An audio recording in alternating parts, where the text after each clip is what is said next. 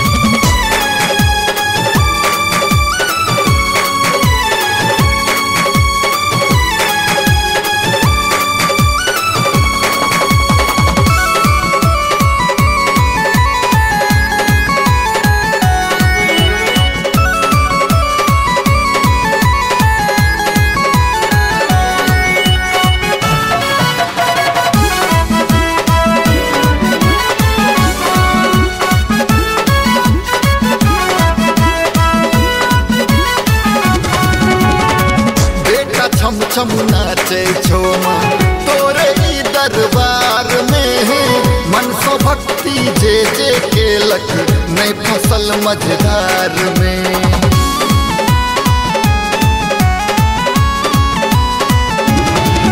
हाँ बेटा छम छम नाचे छोमा तोरे ई दरबार में मन सो भक्ति जे जे केलक नहीं फसल मझधार में। कह दे अपना बेटा पर उपकार है गए माँ, कह दे अपना बेटा पर उपकार है गए माँ। महिषासुर विनाशिनी भक्तानां सुखदे नमः रूपं देहि जयं देहि यशो देहि दुखो जहि। अपन बेटा का कोले कन दुलार है गए माँ। अपन नुन्नू का कोले कन दुलार है गए माँ।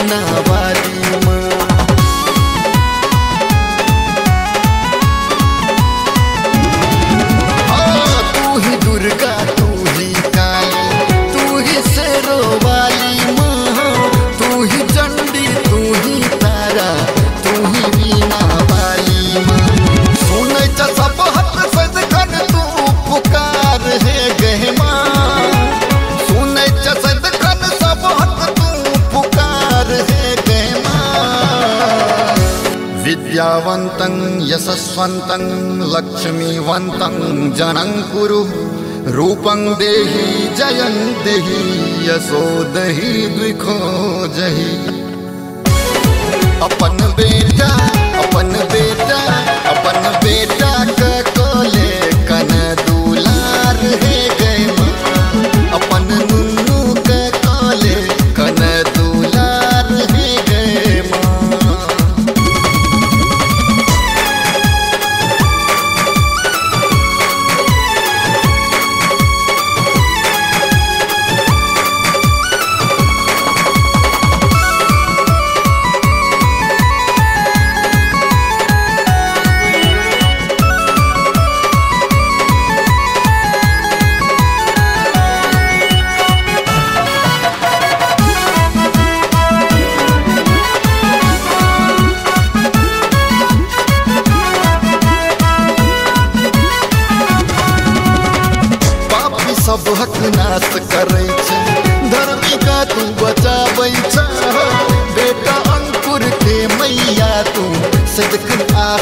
पुराबै छै।